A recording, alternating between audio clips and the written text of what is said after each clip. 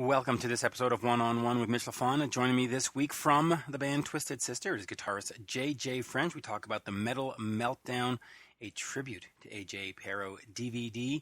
Also, the We Are Twisted Fucking Sister documentary. We look back at the band's 40-year career and a lot more. Before we check that out, please check me out on Twitter at Mitch Lafon, MITCHLAFON, and Facebook, One on One Mitch Lafon. And with that, here is the one, the only, JJ French. We are speaking with JJ French of Twisted Sister. The new DVD is Metal Meltdown. Good day, JJ. How are you?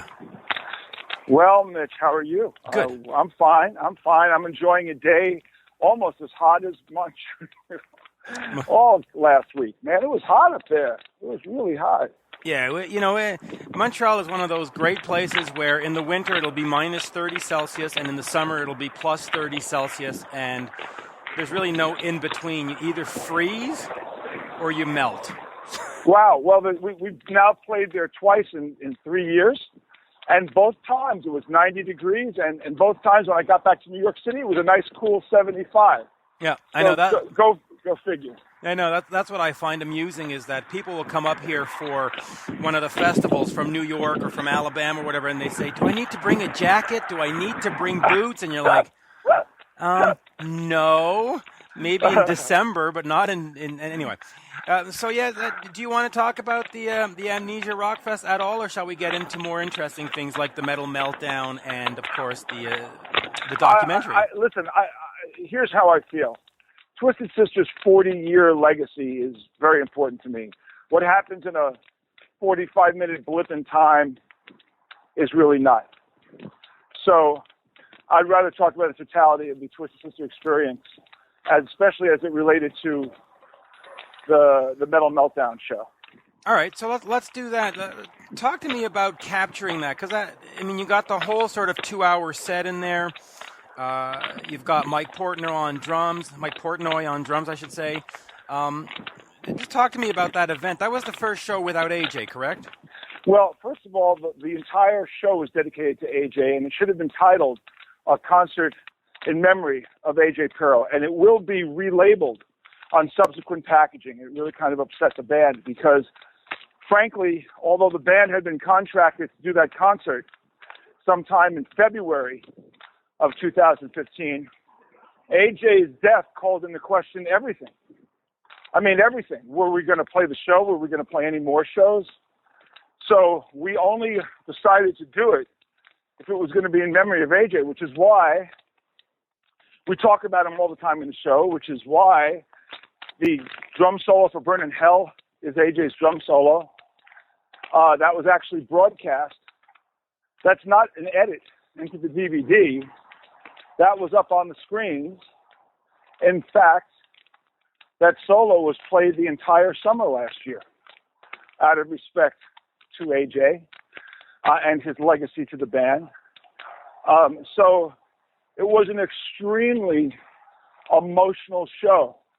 And at the time that they showed the drum solo, I don't even think I could stand to be on that stage. I couldn't look at it. It was too much. It had been too soon, Mitch. It was only, AJ died March 20. It wasn't even 2 months, I believe, or it had just been 2 months. It was heartbreaking.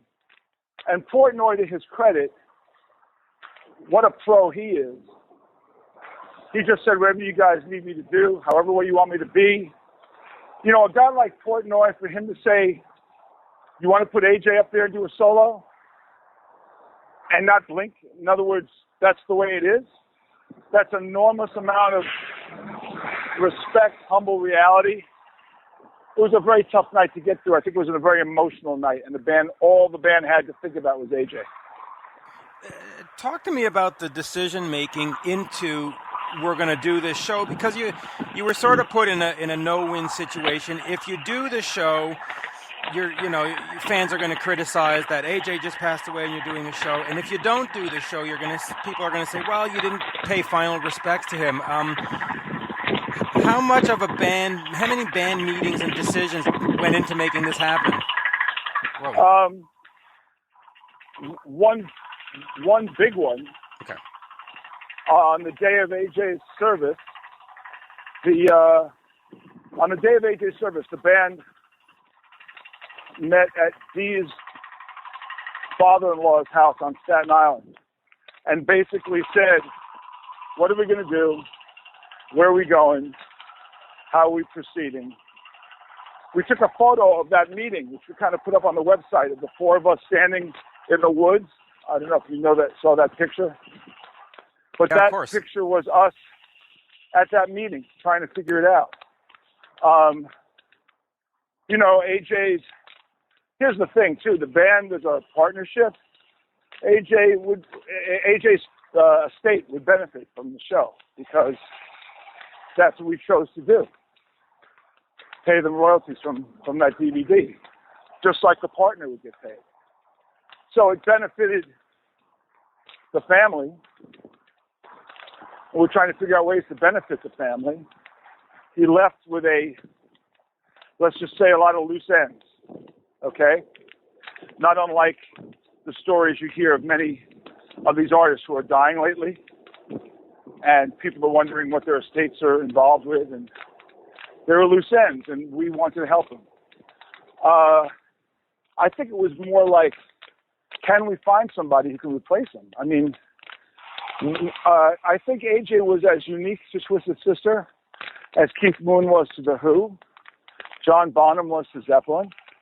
This doesn't mean that there are not amazing drummers out there that can do it, but when you're standing in front of somebody for thousands of shows for a long time, it's always going to be weird, and it's going to be different. And we had to come to terms with all of that. What does weird mean? What does different mean? What does the feel mean? And those are the questions we had to answer ourselves. And Portnoy, to his credit, was the natural piece. When he offered to fill in, it was kind of like, wow, maybe it was supposed to be this way. Now, Mike is known for doing more progressive rock stuff, especially with Dream Theater. Were you at all concerned that his drumming style might not fit with Twisted Sister? Well, that's a concern any band that's been together for 40 years has when they replace a band member for any reason. But, Mike Portnoy is a metal guy. Mike Portnoy he used to sneak in the bars to see Twisted Sister. Mike Portnoy has cassettes of our radio shows. Mike Portnoy knows the arrangements of some of our old songs better than we know them. How embarrassing is that? Right. I mean, you get in a rehearsal and he wants to play these obscure originals that we haven't played in 30 years. How incredible is that? What kind of support is that? Like, we're trying to say, no, we don't do that anymore. He's like, are you crazy? I love this stuff, and so when you have his talent was never questioned, ever. So it wasn't a matter of could Mike cut it. It was just a question of, do we want to go out with somebody else? Right. And that must have also been difficult, not only because he passed away, but, Dee has been very vocal about bands changing members, and if you're not the original, you should give it up. How much of that... Wait, Mitch. Yeah. Dee's quote is, the only excuse for leaving Twisted Sister is that you die. Right. He would say that on stage, half jokingly. He'd say, the only way you leave is if you die. Well, AJ died. Right. So, in a way, it filled his requirement in its own funny, sarcastic, ironic way of saying, okay, he died, we can continue on. Look, death, illness, what are we all confronting? All of us, Priest and Sabbath and Kiss. Look at what AC/DC has gone through in the last year.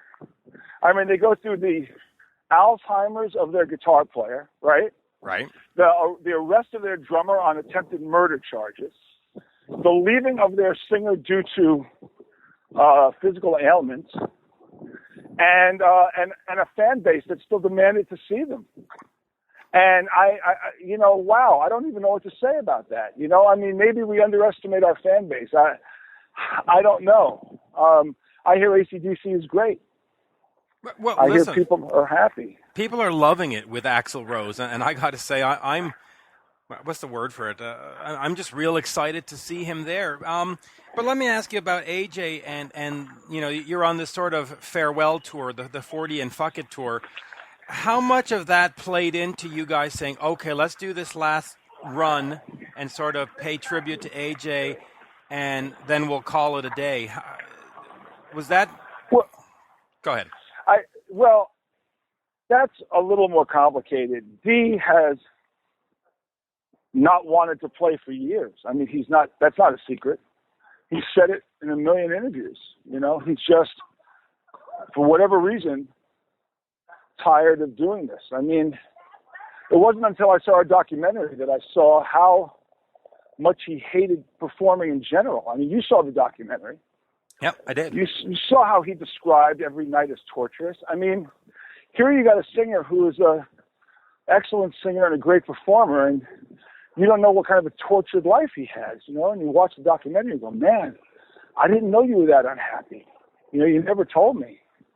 Or you never really expressed it, So the fact that he has been vocal about leaving the band in so many interviews over the years, I knew it was a matter of time.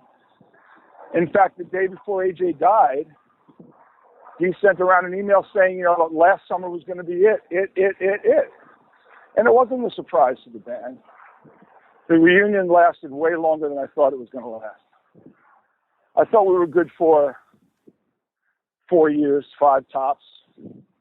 And we're 13 years in, and I'm kind of stunned by it, but maybe I shouldn't have been. I mean, the band certainly was the right place at the right time with the right qualifications to become the kings of the festival world. Yeah. For lack of a better way to describe it. And by the way, it's been 15 years, no? I mean, New York Steel was 2001. Right, but we didn't go back out. Right, gotcha, okay. We did a one-off, and it was supposed to be a one-off. So I'm not going to drag it and go, well, in 2015, because in actual fact, in 2000, we played for a benefit for our A&R guy, Jason Flom, at a restaurant in Central Park. It's not exactly a performance either, 3 songs. It was all the artists that the guy was helpful in signing in his career. He was being honored. And frankly, in 1987, when the band played its last show, if you would have told me that the reunion was going to take place with us ducking behind a stove or an oven in a restaurant in Central Park, I'd look at you like you were crazy. But in fact, we did. We hadn't really been together since 1987, not the 5 of us. And we all kind of agreed to play 3 songs for this guy, and we did. And it was us and Matchbox 20 and Kid Rock, the Blue Man Group, and Sugar Ray, because this A&R guy who's in the movie, Jason Flom, was responsible for all those guys. So anyway, the point being is, right. I don't call New York Steel the beginning of it, although... That was a great show. Yes, and that, in fact, was responsible for the band's return, because the reverberations of the performance level of the show went around the world. Journalists who came to bury us that night. Like, here's a bunch of old guys, they shouldn't have bothered. Although it's a benefit, how mean could they truly be, right? They were probably going to be like, hey, guys, thanks. It was best efforts, good cause, now go away. But instead, the word got out, oh, my God, it's as good as it always was, if not better, which then led to a ton of offers, which we did not jump on. I wasn't eager to get back on. I don't think Dean was eager to get back on. And Eddie wasn't eager to get back on. So we kind of ruminated over it for a couple of years. Then we got back on. I think we were all afraid of failure. No one could have predicted the circumstances that first year, which conspired to allow us to play so many high-profile festivals and headlining positions because of such weird coincidences, that we walked off the stage in 2003 being the only band in history to headline the two biggest metal festivals in Germany in the same year, in fact, 3 weeks apart, blow them apart, blow all the bands off the stage. We made the DVD live at Wacken, and cement the legacy of being a great festival act. And now it's 2016, 14 summers later, and what do you see with Twisted? Headlining every major festival. Right, and by the way, that Wacken festival, correct me if I'm wrong, but you weren't even scheduled to headline. Some other band backed out at the last minute, and they said, let's put Twisted here. Well, we weren't even scheduled to be on the bill. Right. We were not on that bill, and Iced Earth was headliner. Right. And Iced Earth canceled, the singer left, and I mean, I met the guy, or I talked to him once on a radio show, and I said, thank you so much. I don't know what you realized what you did, but by leaving, all of a sudden they had no headliner. Slayer was headlining Friday, and we're talking Wacken, which is like death metal, black metal, bands like Rotting Christ and Kill the Nun and Slice the Dog and Burn the Church, all these wacky... Necromicon and all these things, yeah. Yeah, and so that promoter is kind of crying in his beer to the promoter of Bang Your Head and said, I'm so screwed. And the guy said, why don't you call Twisted Sister? He's like, what, are you kidding? You got to be kidding me, right? And the guy said, dude, I don't think you understand what they can do. Well, the reviews spoke for themselves. I don't need to say what they said. It just sounded like me kind of, chest thumping. Right, and the fan reaction, you can see it on the DVD. They were more than excited. They were thrilled. Yeah. And by the way, we're doing it again this year. The only band in history to do it and do it twice. And it's us. And that's it. The word traveled. And because of that, we headlined Sweden Rock. This is our 4th year this year. This may have been the best of all of them. Every year, the guy at Sweden Rock says, well, I'll bring them in, but they can't possibly top the year before. And they do. Yeah, over and over again. So far this year, we've done 5 shows. So far this year, the crowds have been enormous. I believe it's the largest crowd for the last night in Sweden Rock. I believe it was the largest crowd the night we played Nova Rock in Austria. I believe the 85,000 we did at Hellfest was the largest single-day number at Hellfest. I believe the 110,000 that we did at Grass Pop was the most ever in the history of Grass Pop. So, yeah, and when you played Heavy Montreal in 2014, it was one of the largest crowds that they've ever had. It was, 50,000 or 45,000 or whatever, which was great for Heavy Montreal. So let me ask you the silly question, the obvious question. You're doing all these numbers. You're only doing a dozen shows a year. Why hang it up? And I know Dee's unhappy, but why can't he just sort of be unhappy for 12 days and take the paycheck and just go out there? Well, you have to ask Dee that question. Right.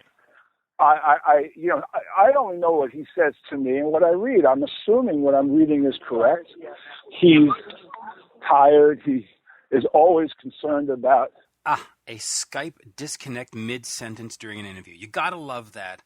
But what you got to love even more is JJ French. So I think he's concerned about his legacy. I think he's concerned... Look, how many companies or performers or athletes always say, I want to go out on top? Many. Right.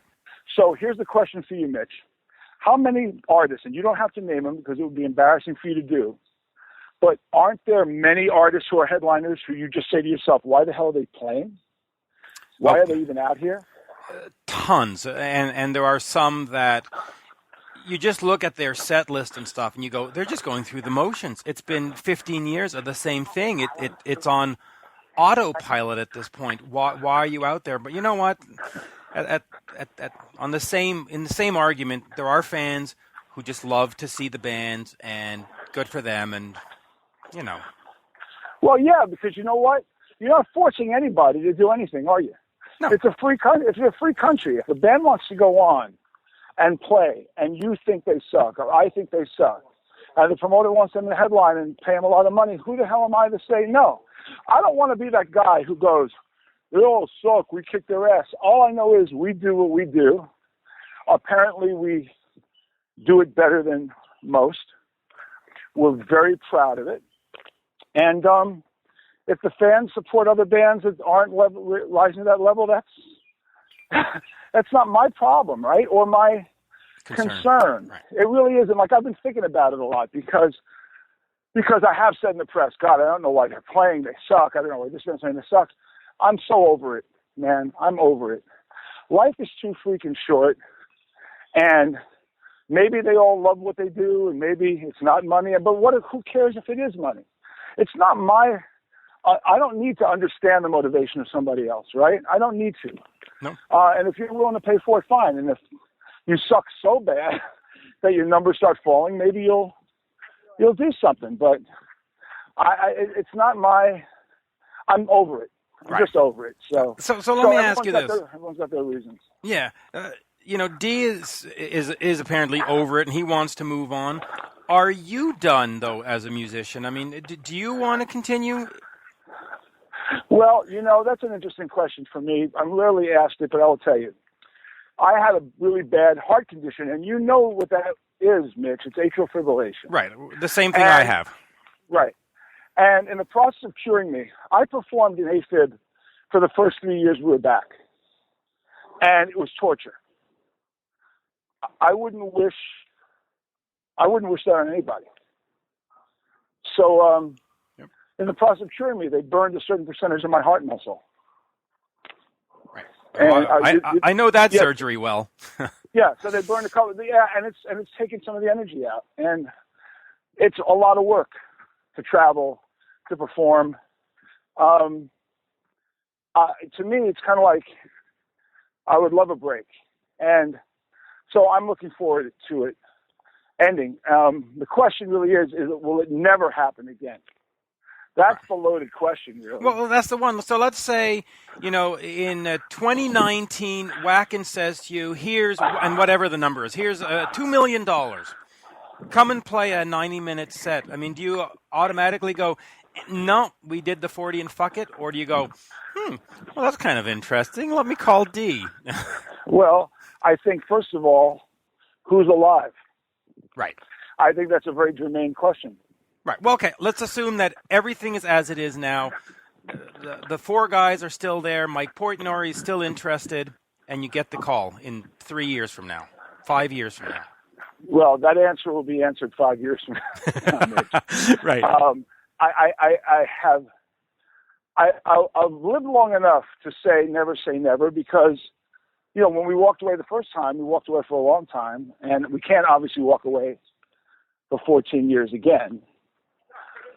But I'm effectively looking at it as it's time to turn a page and move on to something else. I question my own legacy in the world.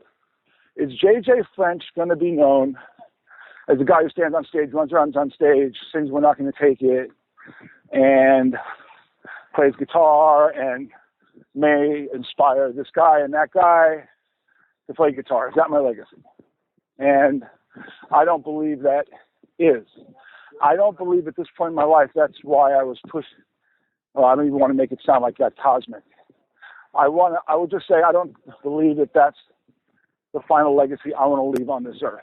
I believe there are other more important, maybe more one-to-one, maybe more mentoring.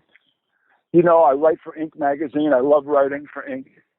I love doing keynote speeches. I love mentoring business groups, especially because I'm a heavy metal guitar player and a high school dropout, so I find it ironic.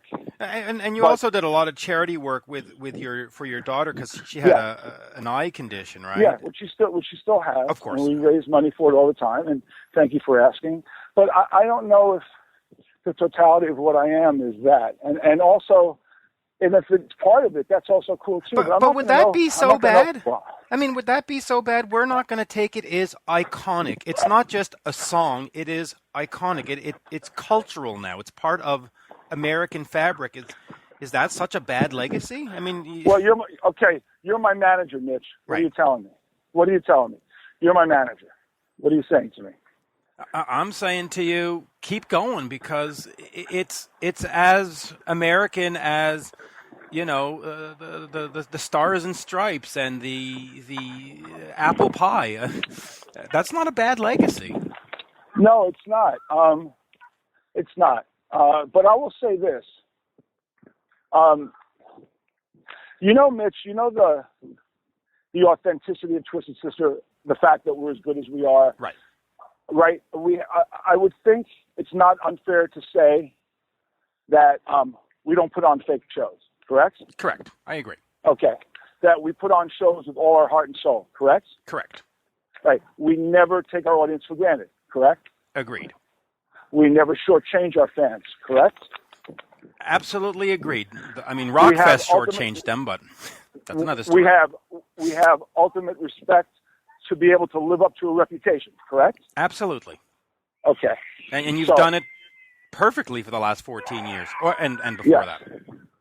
And there's a lot of pride in that. And I would say to you, how many other bands, without naming them, can you say that about? Just can you count them on one hand, two hands? How many other bands can you say that about?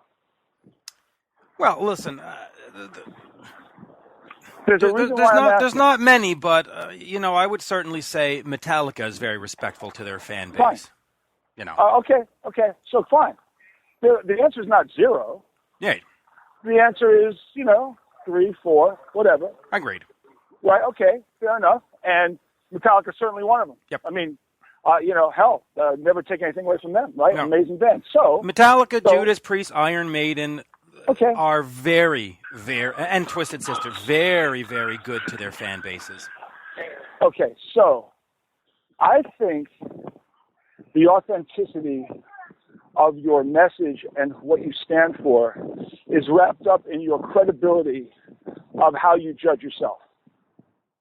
And I think that if the band inwardly is looking at itself and thinking maybe it's not measuring up, for whatever reason, maybe we're blind to it, I don't know what, but let's just say that's just the way it is, then the band will have to, from an evolutionary standpoint, come to terms with its ability to believe that what it delivers is always as good as it needs to be.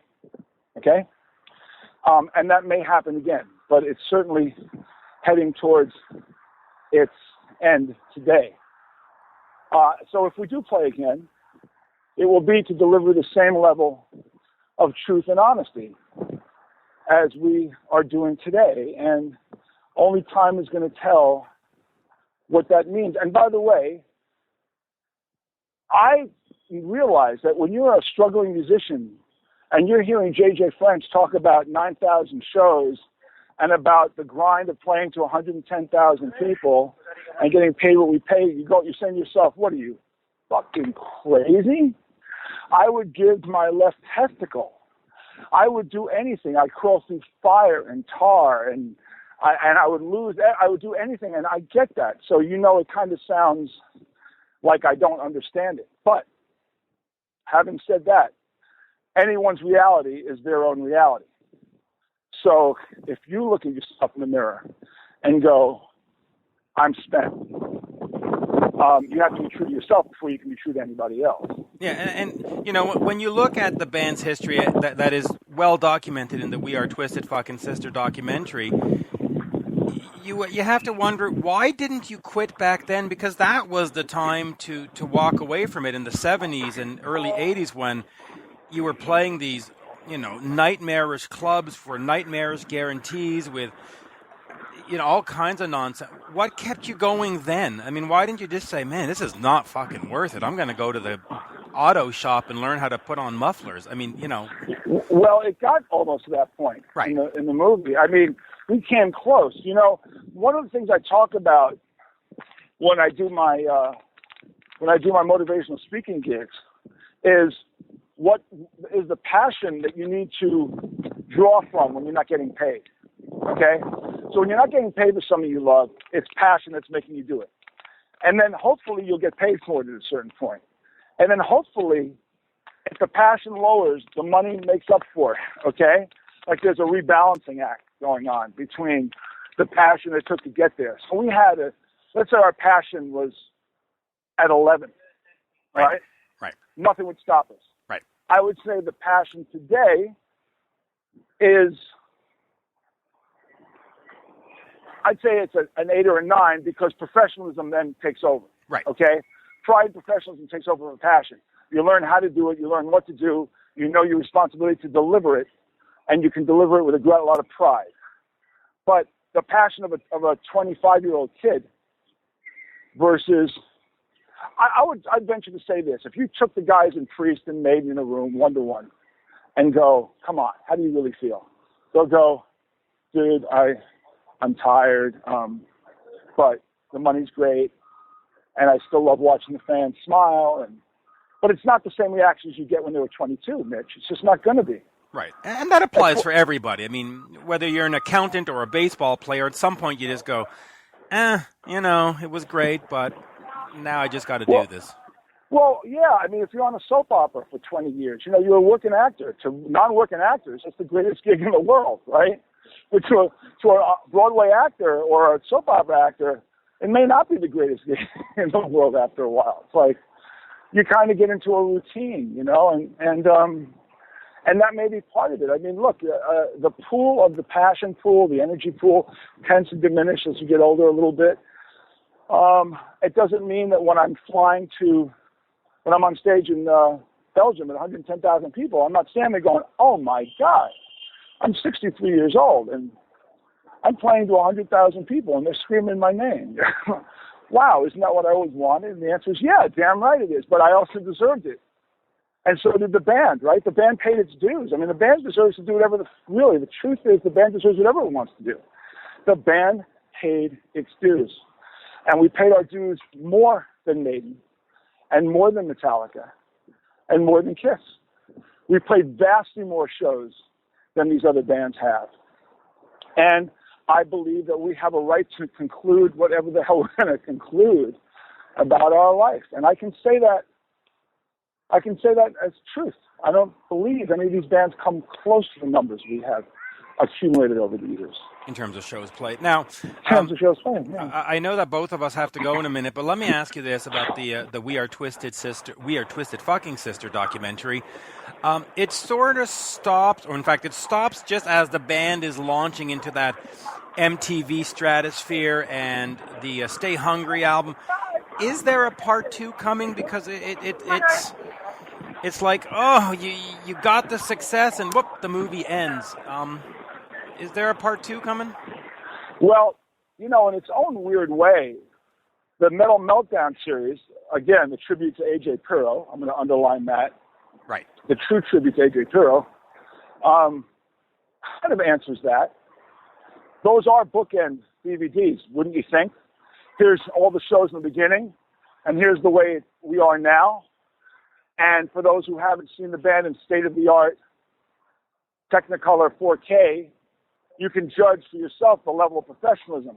Whether or not there's going to be an analysis of what happened when the band exploded and then dissolved, I don't know. That's a part 2. There's a part 3, the 12 years that we didn't do anything. I mean, those 12 years were unbelievable. Each one of us was facing an end to... Well, you had to redefine yourself. I mean, yeah. Dee essentially went bankrupt. You did band management. I went bankrupt. Oh, you did? Okay. I went bankrupt. Wow. Dee and I were both sued by the same company. Wow, actually, that I did not know. We both went bankrupt, and I wound up working overnight in a pool hall. And then from there, I wound up selling stereo. And then I remarried, had a kid, and worked as a stereo salesman. So I thought that's how I was going to wind up, as either an overnight manager of a pool hall or as a stereo salesman. That was it. And that's why the 40 and Fuck It tour just seems weird. If I were you, I would want to hang on to this till somebody dragged me away kicking and screaming, but wow, okay. Well, I mean, again, I will never say never because it's crazy to. I just don't see the pathway right now to where it's going to go anywhere. So right. I think we've accomplished a hell of a lot. I think the Christmas album, by the way, was one of the best things we ever did. And we were kind of like criticized. What kind of shit are you doing? And now, Mitch, every goddamn band has a Christmas song.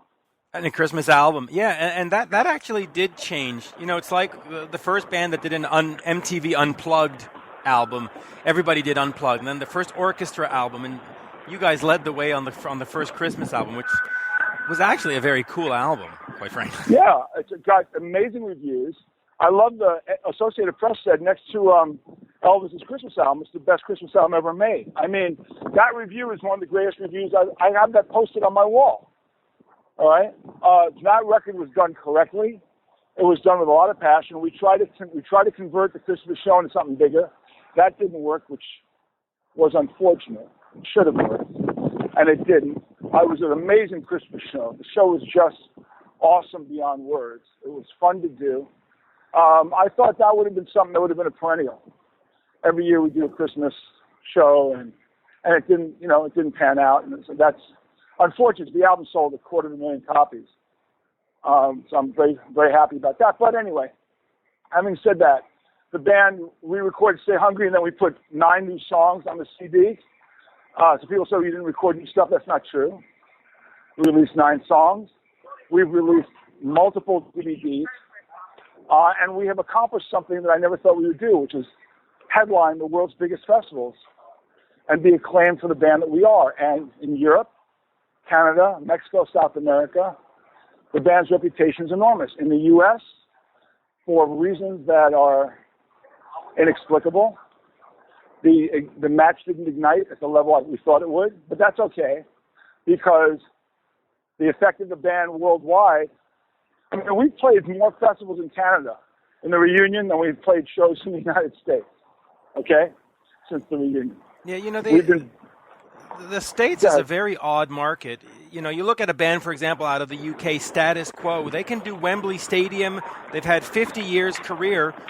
They couldn't play the local club in the States, and it's just baffling how, and Twisted is now sort of this big European festival draw. I don't know what's on. I just don't get the States, honestly. No, and you can get crazy with it, but listen, when Freddie Mercury was alive, towards the end of Queen's life, they couldn't get arrested in the United States. So they played almost all South America and some Europe, but they were lauded in South America. And that's just the beauty of the territorial nature of the world, which in a way, instead of like getting baffled by why you're not successful, you almost thank God that you are, right? That people in other parts of the world get it. So we have a real connection to our Swedish fans, our Finnish fans, Norwegian fans, German fans, British fans, Spanish fans, Italian fans, Bulgarian fans, Austrian fans. I'm afraid to leave anybody out because they'll be upset with me. I haven't heard Canadian yet. Well, I'm getting to Canada. Okay. And then you've got, and that's just in Europe, okay? Then you come over here and you go, Canada. I mean, how great was that show in Quebec with Scorpions 7 years ago? It was ridiculous. And we were on the cover. Scorpions were the headliners, and their names were in little letters. Yeah, and there was, sure they weren't thrilled.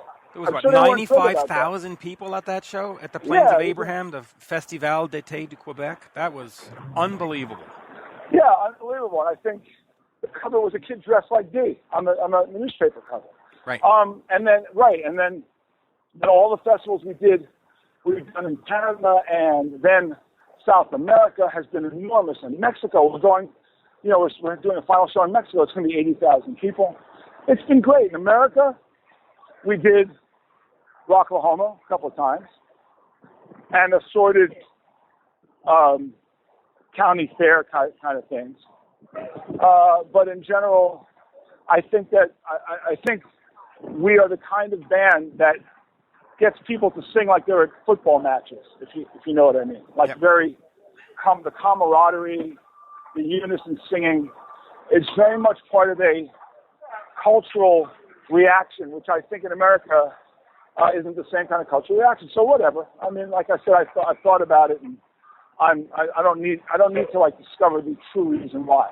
Is what it is. It is what it is. But it's certainly been gratifying, and coming back has been astonishingly gratifying because it's proven that the band's message is almost spiritual and religious, because I think the fans go absolutely batshit crazy when they watch us play. Like crazy. Yeah, they do. They love it. I unfortunately have to wrap up because I have to get to an appointment in about 20 minutes, but always a pleasure to talk to you. Mitch, personally, I'm thrilled that you're okay. Yes. Professionally, I couldn't thank you enough for helping get through the recent clusterfuck. You were, without you, I don't know. Without you, I don't know where it would have gone. So thank you. But having said that, I would like to think that the 60,000 fans that we played to, I think it was around 60,000. Yeah. I think we kind of blew them away. I believe we did. And at the end of the day, as a performer, I want to know we left them loving what they saw. That's the most important thing. I believe we did, and I believe you greatly aided in our ability to be able to do it. So thank you. Yeah, and I have to say that festival is right next to Ottawa, the nation's capital here, and the local Ottawa newspaper ran a story about the festival and basically said if it wasn't for Twisted Sister, this would not have worked. And so they gave all the credit to the band. I'll send you a copy of that article after. You'll quite enjoy that. Please do. I'd love to read that one. That may say more than anything I would say. Okay? Yeah. They gave a review of the whole thing, and they basically said Twisted Sister saved it. Wow. Wow. Well, that's the power of 7 songs in 45 minutes. Imagine if, God forbid, we had an hour and a half. Oh, my God. Imagine. Oh, well, hey, they cut the power on the greatest act that weekend. So there you go. Yeah. Enough said, right? Enough said. Thank you, sir. We'll definitely have to do a part 2 of this at some point. Thank you, Mitch. Always. Cheers. Bye-bye. Bye-bye. And there you have it, folks. My interview with guitarist JJ French of the band Twisted Sister. Do yourself a favor and check out their Metal Meltdown DVD and head over to Netflix, or at least in Canada, and check out their We Are Effing Twisted Sister documentary. And why not? Follow Dee Snider on Twitter. That is always entertaining. And while you're there, click a follow on me at Mitch Lafon and on Facebook, one-on-one Mitch Lafon. Once again, thank you for listening. Thank you to JJ. Thank you to anybody who makes music that I love and enjoy. There you go. That's it. Bye for now. Oh my.